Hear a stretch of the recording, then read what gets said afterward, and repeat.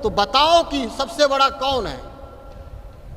अब तुम ज्ञानी भी हो, तुमसे ज्यादा कोई ज्ञानी नहीं है, तो तुम ही सिद्ध कर सकते हो कि आखिर सर्वश्रेष्ठ कौन है।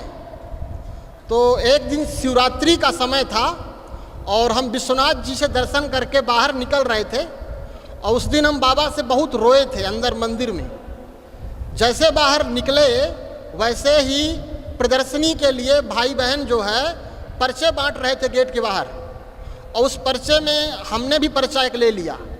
उन्हीं से उन्होंने पर्चा दिया तो हमने ले लिया, और उसमें लिखा था कि भगवान धरती पर आ चुके हैं। तो हमें 440 वोल्ट का करंट लगा,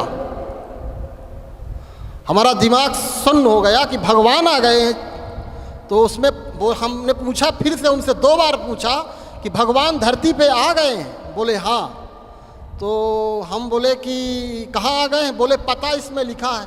तब हमारा और दिमाग खराब हुआ कि भगवान आ गए, इसमें ये पता भी लिख दिए ये लोग। हम बोले कहाँ आए? बोले पता है, यहाँ पहुँचिए। हम कहे सोने का मंदिर विश्वनाथ जी का यहाँ बना है ना।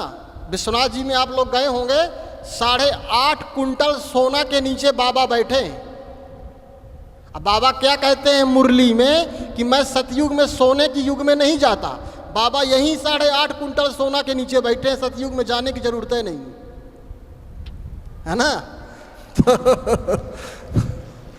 तो जो है हमने कहा कि ऐसा नहीं हो सकता, भगवान आएंगे तो मंदिर में आएंगे, किसी के घर में कोई ऐसे स्थान में नहीं आएंगे।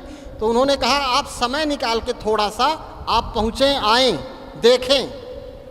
हमारे अंदर इतनी आतुरता बढ़ गई, हम कहें नहीं, कहीं भी होगा, एड्रेस जहाँ होगा हम जाएंगे ज़रूर। और उस दिन हमने भोजन वोजन नहीं किया, दोपहर का भोजन होता था। हमारे दिमाग में एक ही बात थी, कहाँ आए हैं भगवान, वहीं पहुँचे तो पहले हम गए। हम दोपहर में दीदी लोग सो गई थी भोजन वोजन करके। हमने दरवाज़ा खटखटाया तो गेट खोले। हमने बोला कि ये आश्रम का पता हमारे पास आया, यहाँ भगवान आ गए हैं हमने सुना। तो दीदी हमको अंदर बुलाई, बैठाई, थोड़ा सा टोली ओली खिलाई, पानी पिलाई। बोले कि आप भाई जी शाम को आएँ। हम बोले इतना इंतज़ार हमसे नहीं होगा, भगवान आए हैं, मिलाओ कहाँ पर है। आए भी हैं तो आपके यहाँ कैसे आए, हमसे क्यों नहीं मिले? हम दिन रात उनके लिए खड़े वहाँ रो रहे हैं, आए भी तो यहाँ आए हैं आपके यहाँ। बोले हाँ बिल्कुल हम बताएंगे, 7 दिन का समय आप हमको दें। हम बोले 7 दिन क्यों? भगवान को मिलना है, हम उनके बच्चे हैं, और 7 दिन क्यों? बोले नहीं 7 दिन में लगेंगे समझने में आपको, भगवान को। हमने कहा चलो ठीक है 7 दिन ही सही, मिलेंगे तो ज़रूर। फिर आगे जो है अपने ब्रह्मा बाबा की फ़ोटो, बहुत बड़ी फ़ोटो लगी थी। तो हमने पूछा ये कौन है? तो उन्होंने कहा ये ब्रह्मा बाबा। हमारा और दिमाग खराब हुआ। हम कहे एक तो ये अपने मन गढ़ंत भगवान बना के यहाँ बैठाए हैं, दूसरा ये हमारे ही जैसे व्यक्ति को ब्रह्मा बना के बैठा दिए। तो हमारा जब दिमाग खराब हुआ, हम कहे ये ब्रह्मा कैसे हो गए? बोले आप आइए 7 दिन तो पता चलेगा कि ये कौन है। हम कहे हद हो गई, गजब कर दिया इन लोगों ने। जिसको मन पड़ा ब्रह्मा, जिसको मन पड़ा शिव, जिसको मन पड़ा विष्णु बना बना के बैठा लिए। अच्छा धर्म का उपहास मचा के रखें। तो हमने कहा ठीक है हम जानेंगे तो ज़रूर ये लोग कर क्या रहे हैं यहाँ पर। तो पहुँचे हम फिर शाम को जो है कोर्स कराने के लिए। एक बहन जी आई और उन्होंने हमको आत्मा का पाठ शुरू किया कोर्स कराने की। अब हमारे दिमाग में इतना वेद पुराण शास्त्र उपनिषद सब भरा था। अब वो कुछ भी बोले हम तुरंत काट दें, कुछ भी बोले वहाँ बोलते ही थोड़ा सा आगे बढ़े कि हम तुरंत दूसरी बात बोल के काट दें उनकी बात। तो करीब ऐसा हमने 15 मिनट आधा घंटे किया। तो जो बहन थी उसका थोड़ा दिमाग जो था झकझोर गया कि ये हमें बोलने नहीं दे रहे तो कोर्स कहाँ से बढ़ेगा आगे। हम बोले दीदी बहन जी हमको संतुष्ट नहीं करेंगी तो ये पन्ना आगे नहीं पलटेगा, यहीं पर चलता रहेगा जब जितने दिन चले।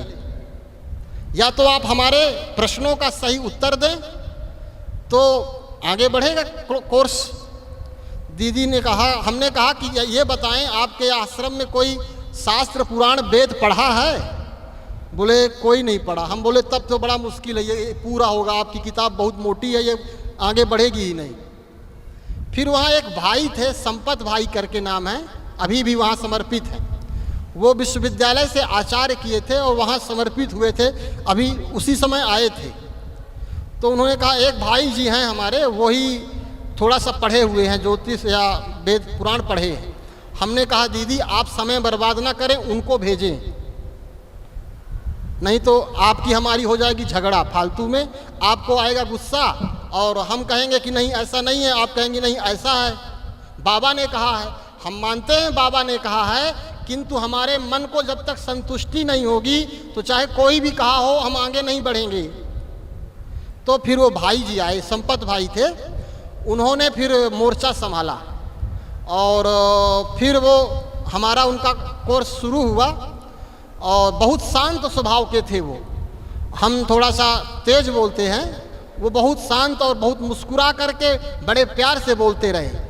तो आत्मा का पाठ तो उन्होंने हमको पढ़ा दिया, क्योंकि गीता पढ़े थे वो और रामायण भी पढ़े थे, तो जगह जगह के उदाहरण हम देते तो वो हमको उस उदाहरण को आध्यात्मिक रीति से समझाते तो आत्मा का पाठ पूरा हो गया। अब भगवान की जब बारी आई भगवान को सिद्ध करने की, तो उसमें काफ़ी समय चला, कम से कम 3 दिन लगा शिव बाबा को सिद्ध होने में। 3 दिन चला हमारा उनका संवाद। तो भगवान भी जो है करीब करीब उन्होंने, मुश्किल लगी जरूर, लेकिन 1 हफ्ता के अंदर ये सिद्ध हो गया कि परमात्मा निराकार है और ज्योति स्वरूप है।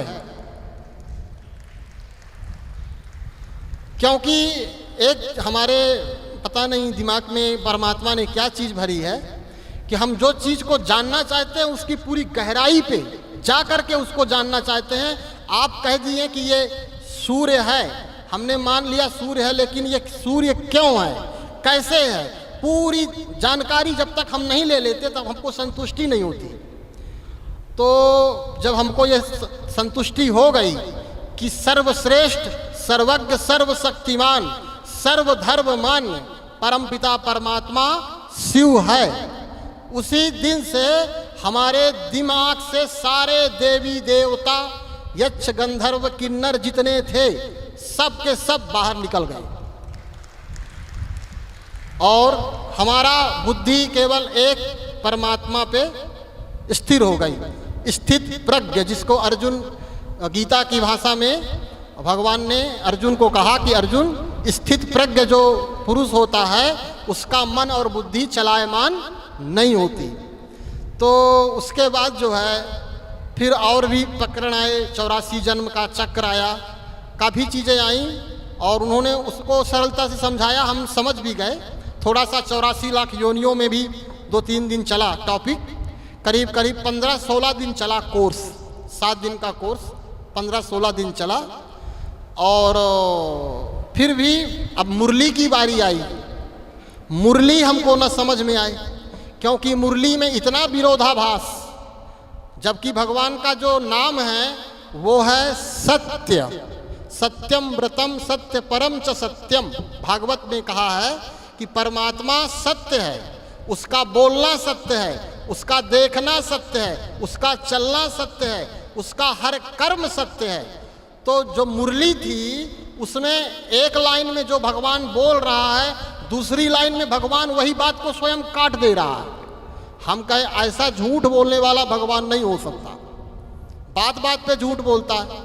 एक तरफ कहता है मैं सब कुछ जानता हूं, दूसरी तरफ कहता है मैं कुछ भी नहीं जानता। एक तरफ कहता है मैं सर्वशक्तिमान हूं, दूसरी तरफ कहता है मैं कुछ कर नहीं सकता। हमारा दिमाग खराब हो गया, हम कहे ऐसा कैसे हो सकता है, भगवान ऐसे नहीं बोल सकता। उन्होंने समझाया भी संपत भाई ने कि ऐसा नहीं है, ये जो बोला जा रहा है ये परिस्थिति के अनुसार बोला जा रहा है। क्योंकि डॉक्टर दवाई देता है तो मरीज कई प्रकार के होते हैं, और किसी को पेट दर्द है, किसी को मस्तक में दर्द है, तो दवाई सबकी अलग अलग होगी। उसी तरह जितने बच्चे हैं सबका दिमाग अलग अलग है, तो सबके दिमाग के हिसाब से बाबा दवाई भी, ज्ञान भी अलग अलग देते हैं। तो हमको तो थोड़ा सा लगा कि बात तो सही कह रहे हैं, फिर भी हमको बेचैनी होती थी कि ऐसा नहीं, भगवान तो सत्य बोलता हुआ, सत्य के अलावा वो कुछ नहीं बोलता। फिर हम 2017 में आ गए सतना। क्या हुआ, एक दिन हम बैठे थे विश्वनाथ जी में, फिर भी हम विश्वनाथ जी जाते थे, आश्रम भी जाते थे, लेकिन मुरली हमको अच्छे से समझ में नहीं आती थी, इसलिए हमारा दिल भक्ति से जुड़ा था। बाबा के यहाँ जाते थे हम। तो एक दिन हम बाबा के पास, शिवलिंग के पास बैठे थे, तो अंदर से ऐसे आवाज़ आई, वहाँ से जहाँ से भी आई हो, कि बच्चे अब यहाँ से चलो, तुम्हारा यहाँ का कार्य पूरा हो गया। और हम डबल आचार्य किए हैं वहाँ संपूर्णानंद विश्वविद्यालय से, वेदांत से और व्याकरण से, और पीएचडी का हमने फार्म भर दिया था। और उस दिन आवाज़ आई कि बच्चे अब तुम्हारा काम यहाँ का पूरा हो गया, तुम्हें और जगह जाना है, औरों का कल्याण करना है, अब यहाँ से चलो। बस उसी समय हम आए अपने रूम, काफ़ी चेला बने थे, हमारे जजमान बने थे, और बड़ा, अब आप समझ सकते हैं कि है ना, बड़ा प्लेग्राउंड था। हमारे दिमाग में आया कि बाबा का आदेश हुआ कि यहाँ से चलो। हम तुरंत बोरिया बिस्तर बांधे और वहाँ से चल दिए, सतना आ गए। सतना में हम 1.5 साल करीब 15 से 20 घंटे मौन में रहे, और उस मौन में हमारे प्रश्नों का उत्तर स्वयं सर्वज्ञ शिव बाबा ने, सारी मुरलियों का सारा उत्तर स्वयं दे दिया। हमारे अंदर के सारे प्रश्न समाप्त हो गए। हमें किसी को गुरु बनाने की या किसी से, क्योंकि हमारा दिमाग ही ऐसा है कि हमें कोई व्यक्ति ज़्यादा समझा ना पाता, यदि समझाता तो उसी ने मोर्चा संभाला, और उसी ने सारे उत्तर हमको, सुबह जब हम योग में बैठते थे तो जो हमारे मन में प्रश्न होता था वो योग में चलता था, और सारे प्रश्नों का उत्तर उसी योग के समय अब कहाँ से आता था, कौन दे देता था, हमको लगता है वही देता होगा, और कौन देगा। तो हमारे सारे प्रश्न गिर गए और हमारा मन परम शांति, परम विश्राम में, क्योंकि जब तक प्रश्न नहीं जाएंगे जीवन में तब तक आप आगे, आपकी बुद्धि काम नहीं करेगी। और हमारे जब सारे प्रश्न समाप्त हो गए तब हमको लगा कि अब कोई किसी तरह का प्रश्न लेके आ जाए, उसका उत्तर शिव बाबा इस सेवक के द्वारा निश्चित दे देंगे। क्योंकि जब हम संतुष्ट हो गए तो हमको लगता है कि कोई आएगा, हम उसको निश्चित संतुष्ट कर देंगे। अभी तक हमारे पास ऐसा प्रश्न लेके कोई नहीं आया जिसका उत्तर शिव बाबा के पास न हो। और हमको बहुत इच्छा होती है कि कोई कठिन से कठिन प्रश्न लेके आए, ताकि हमको भी कुछ उससे सीखने को मिले। अब प्रश्नों का उत्तर देने में हमें बड़ा आनंद आता है। ऐसे स्पीच करने को आप बोलेंगे तो हम ज़्यादा नहीं बोल पाएंगे, लेकिन यदि आप कुछ पूछेंगे तो हो सकता है बहुत लंबा 2 घंटे, 3 घंटे, 4 घंटे भी चला जाएगा। तो ये हमारा छोटा सा अनुभव। उसके बाद हम थोड़ा थोड़ा सतना में जो भी परमात्मा ने सेवा हमसे उचित समझी तो कराई है। अब हमारी एक ही इच्छा है कि हम विलंब से आए। ये दुख है हमें कि हमने उसको बहुत विलंब से जाना। आपको पता होगा हमने 12 साल कपड़े नहीं पहने, एक ये ओढ़ते थे और एक ये पहनते थे, 2 कपड़े बस। 12 साल हमने ठंडी में 2 डिग्री 1 डिग्री पारा होता है मांग के महीने में, गंगा जी में इतना घुस करके और जप करते थे। गायत्री का कई लाखों जप किया, शिव जी का ओम नमः शिवाय का कई करोड़ों जप किए होंगे। उसको जानने के लिए हमने पता नहीं नंगे पांव पूरी काशी की परिक्रमा लगाई, 75 किलोमीटर की, जेठ की दोपहरी में। इतने बड़े बड़े पैर में फफोले पड़ गए। अब जब उसको पाया तो अब हमारे पास शब्द नहीं है, क्योंकि उसकी कीमत आपको क्या हुई पता चली, समझ में आया। प्यासा ही पानी की कीमत बता सकता है कि ये पानी कितना अमूल्य है। नहीं तो पानी तो बहता रहता, क्या कीमत है पानी की, कोई कीमत नहीं। लेकिन जो प्यासा है ना वो बताएगा। एक छोटी सी कहानी आपको सुनाएंगे हम। और एक राजा था। वो राजा जंगल गया था शिकार खेलने, और शिकार खेलते खेलते रास्ता भटक गया और रेगिस्तान में फंस गया, जहाँ की पानी का नामो निशान नहीं। अब प्यास इतनी थी कि उसके प्राणों की बाजी लगी थी कि अब प्राण चले जाएंगे। तो एक आदमी उसी रेगिस्तान में उसको दिखा, राजा को। राजा भागा कि शायद है कि इसके पास एक घूंट पानी मिल जाए। तो राजा ने उससे हाथ जोड़ के पैर पकड़ के कहा कि एक घूंट पानी मिलेगा क्या? तो वो रखा था पानी बाटल में। उसने समझ गया कि राजा का जीवन पानी पे ही आश्रित है। तो उसने पूछा, उसने कहा कि मिलेगा पानी, लेकिन ये बताओ कि एक घूंट पानी में तुम क्या दोगे मुझको? उसने कहा मैं पूरा राज्य दे दूंगा तुमको। एक घूंट पानी दे दो, मैं अपना पूरा राज्य, सिपाही, मंत्री, रानी, दास दासी सहित सब दे दूंगा, एक घूंट पानी दे दो। उसने दे दिया एक घूंट। प्यास बुझी नहीं और भड़क गई प्यास एक घूंट पानी पाके। तो उसने पूछा कि, उसने कहा एक घूंट और दे दो। बोले एक घूंट और देंगे तो क्या दे दोगे? बोले ये जीवन, मेरा राज्य, जहां तक राज्य है मेरा, जिस क्षेत्र तक, संपूर्ण सब कुछ तुमको समर्पित करता हूं मैं, एक घूंट और दे दो। तो उसने उसको दूसरा घूंट भी पिलाया। थोड़ा सा उसकी प्यास शांत हुई। तब राजा को ज्ञान आया कि बताओ, इतना मैं राज्य कमाया हूं, 60 साल कितने राजाओं को मारा, कितने सिपाहियों को मारा, कितना खून खराबा किया राज्य बनाने के लिए बढ़ा, उसकी कीमत कितनी है? मात्र 2 घूंट पानी।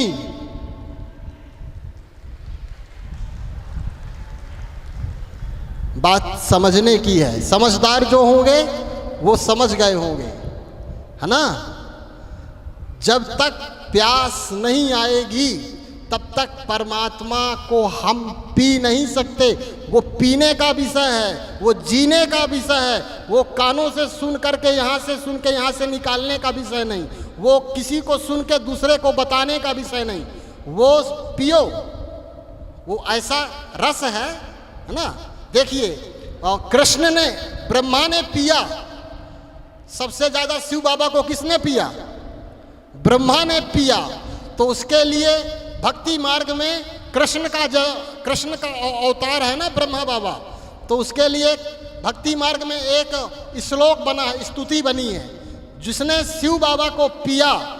अधरम मधुरम बदनम मधुरम नयनम मधुरम हसितम मधुरम चलितम मधुरम गमनम मधुरम मधुराधिपतेरखिलम मधुरम। उस मधु को जिसने पिया, उसका सब कुछ क्या हो गया? मधुर मधुर मधुर। उसका चलना मधुर, उसका बोलना मधुर, उसका देखना मधुर, उसका उठना मधुर, जिसको शिव बाबा कहते हैं अपने भाषा में, बाबा की भाषा में मीठा, है ना? बाबा क्या कहते हैं? मेरे मीठे बच्चे। ये शब्द जो है, इतने चारों वेद, 18 पुराण, कुरान, वेद, उपनिषद, हमने सबका थोड़ा थोड़ा अध्ययन किया, लेकिन किसी ने ये शब्द का आज तक प्रयोग नहीं किया। मीठे बच्चे, ये वो जो मीठा कहते ना, मीठे का पहाड़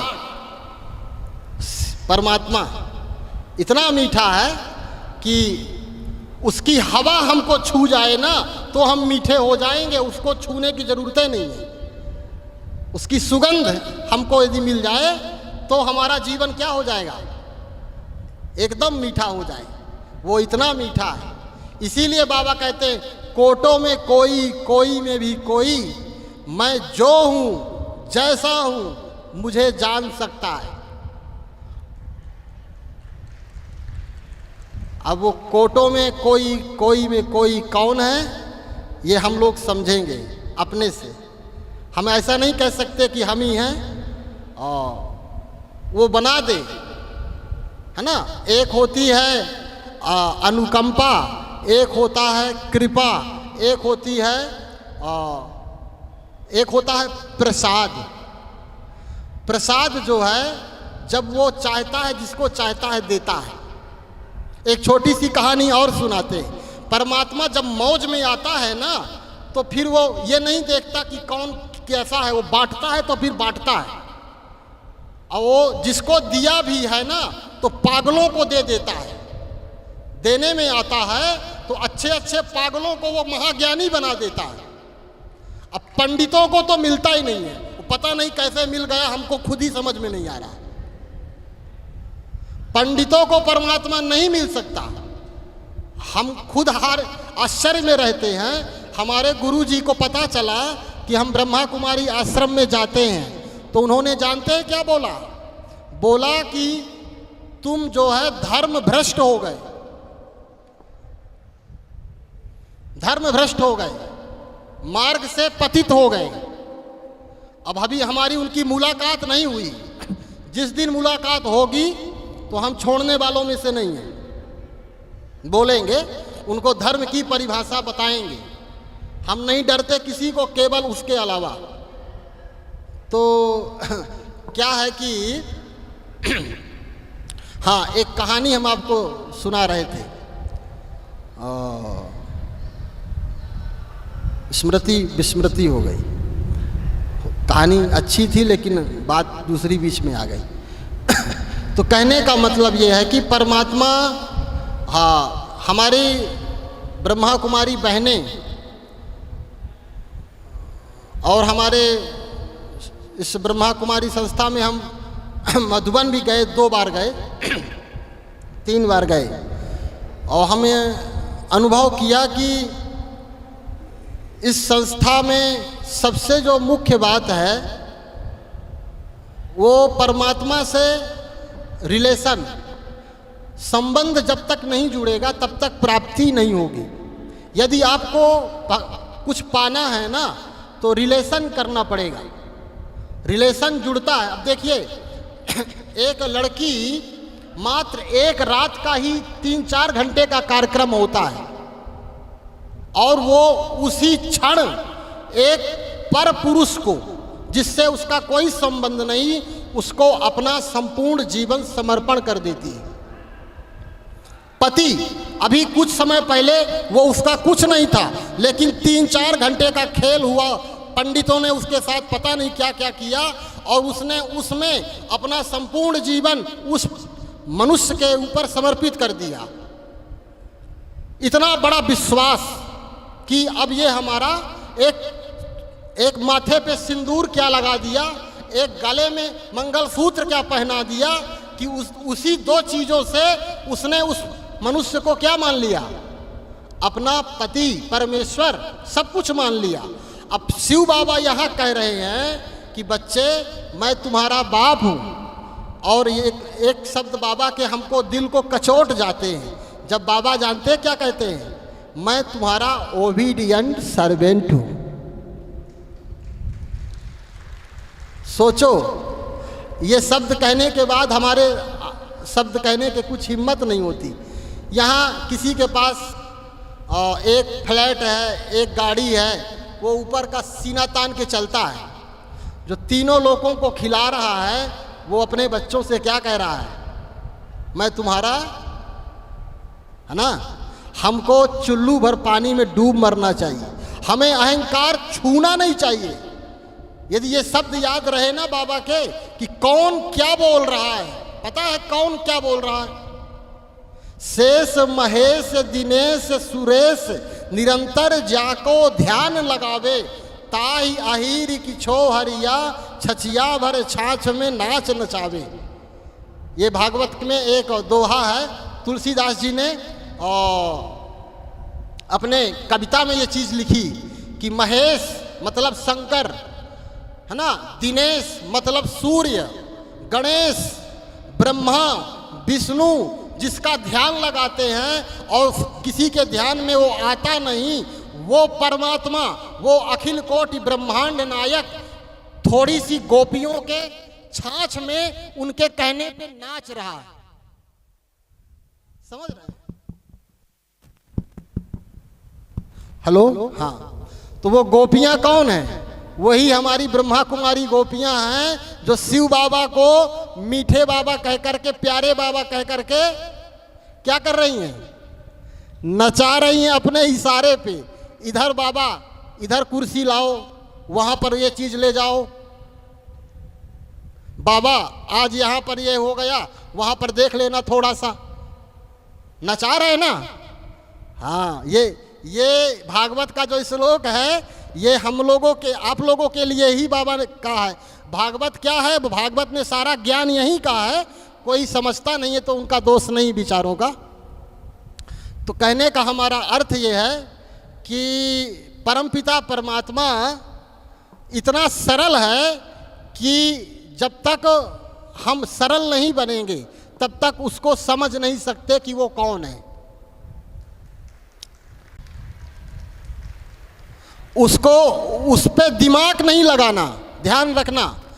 परमात्मा पे दिमाग लगाओगे, दिमाग का फ्यूज उड़ जाएगा। उसको दिल से महसूस करना। दिमाग लगाना दुनिया में और दिल लगाना शिव बाबा पे, है ना? हमने उल्टा कर दिया। क्या कर दिया? दिल लगा दिया दुनिया में और दिमाग लगा रहे हैं। अब पकड़ सकते हो, जीवन में नहीं पकड़ पाओगे वो क्या है। सुनते रहो मुरली, नहीं पकड़ पाओगे। वो दिल का विषय है। ये तो प्रेम की बात है उधो, बंदगी तेरे बस की नहीं है। वो प्रेम का विषय है। उसको तुम ऐसे सोचो कि बाबा तुम्हारा हम सेंटर बनवा दें, तुम्हारे लिए ये कर दे, हमारा काम कर देना, अपना पैसा अपने पास रखो। वो प्रेम में ही बांधा जा सकता है, बाकी दुनिया की कोई रस्सी नहीं जो उसे बांध सके। यशोदा ने कृष्ण को बांधना चाहा, अधिकार से नहीं, और अहंकार से बांधना चाहा कि ये मेरा लड़का, मैं बांध लूंगा। कई रस्सियां लाई, सब रस्सियां छोटी पड़ गई, 2 अंगुल, है ना? 2.5 अंगुल छोटी पड़ गई। वो 2.5 क्या है? पोथी पढ़ पढ़ जग मुआ, पंडित भया न कोय, 2.5 अक्षर प्रेम के, पढ़े सो पंडित होय कबीरा। प्रेम से उसको पढ़ा जा सकता है, बाकी उसको पढ़ना किसी के बस का नहीं है। हमारी दादियाँ बाबा को जितना नचाई हैं उतना कोई नहीं नचा सकता। हमारी जो दादियाँ हैं वही हैं गोपियाँ। बाबा का खूब मजा ली हैं, खूब आनंद ली हैं। भोगी और योगी में क्या अंतर है पता है? नहीं पता होगा आप लोगों को, आज हम बता रहे हैं। जो परमात्मा को भोगता है वो योगी, और जो प्रकृति को भोगता है वो भोगी।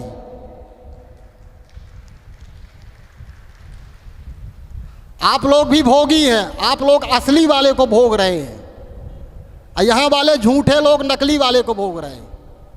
भोगी यहाँ सभी है, कोई भोगी बिना नहीं रह सकता। आनंद सबको चाहिए, आनंद हमारे जीवन का आधार है। आनंद के बिना हम नहीं रह सकते। तो जो सत्य को भोगता है वो योगी, जो झूठे को भोगता है वो भोगी, है ना?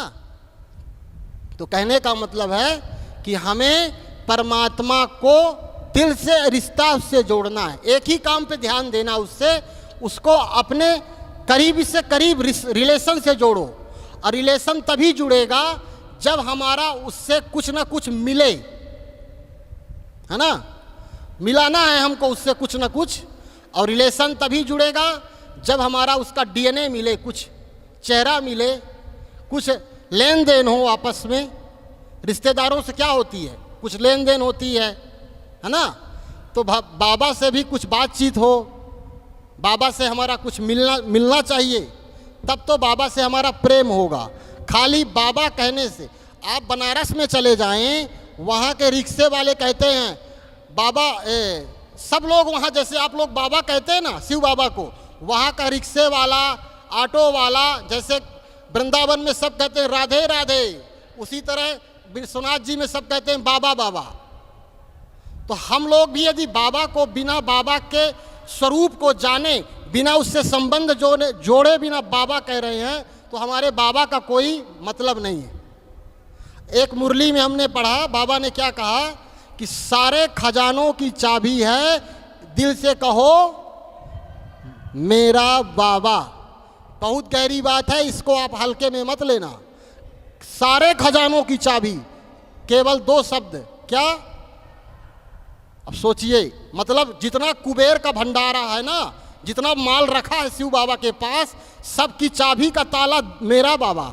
और सब लोग यहाँ मेरा मेरा बाबा कहते रहते हैं, और किसी के पास कुछ नहीं है, सबके पास अकाउंट में देखो, कहीं भी देखो, कुछ नहीं है। इसका मतलब क्या? इसका मतलब बाबा को आप दिमाग से बोल रहे हो मेरा बाबा। कहाँ से बोलना है? दिल से बोलो। क्या बोलो? मेरा बाबा। देखो, दिल से बोलोगे उसी समय ताला खुल जाएगा तुरंत। और सबसे ज़्यादा बाबा माताओं को प्रेम करते हैं, बहनों को। पहले हम माताओं से डरते थे, जब भक्ति मार्ग में थे तो हमको लगता था कि नारी जो है बहुत ज़्यादा माया, नारी को हम माया समझते थे, क्योंकि नारी जो है प्रकृति का रूप है, काम का रूप माना है शास्त्रों में नारी को। लेकिन जब बाबा की मुरली हमने पढ़ी, तब हमें पता चला कि नारी ही स्वर्ग का द्वार है। और उसी दिन से नारी के लिए हमारे दिल में इतना सम्मान आ गया, इतना सम्मान आ गया कि हम शिव बाबा से भी ज़्यादा नारी का सम्मान करते हैं। क्योंकि जिसके सामने वो अपना सर झुका रहा है, वो साधारण नहीं हो सकता। इसलिए आप अपने को साधारण नहीं समझिएगा। नारी परमात्मा की सर्वश्रेष्ठ रचना है। परमात्मा ने अपना जितना गुण है सब नारी के अंदर डाल दिया है। नारी में वो शक्ति है कि बिना खाए पिए वो 2 दिन तक घर का काम करती रहेगी, किसी को पता ही नहीं चलेगा कि वो खाई है कि नहीं खाई। हमको सुबह नहीं खाए दोपहर तक में लाल पीला दिखाई देने लगेगा पुरुष को। ये शक्ति, महाशक्ति है नारी। इसीलिए हमारे देश को भारत माता कहा गया है। किसी देश के साथ माता शब्द का संबोधन नहीं किया गया, अमेरिका माता, इंग्लैंड माता, ना, भारत माता, क्योंकि माता ही है।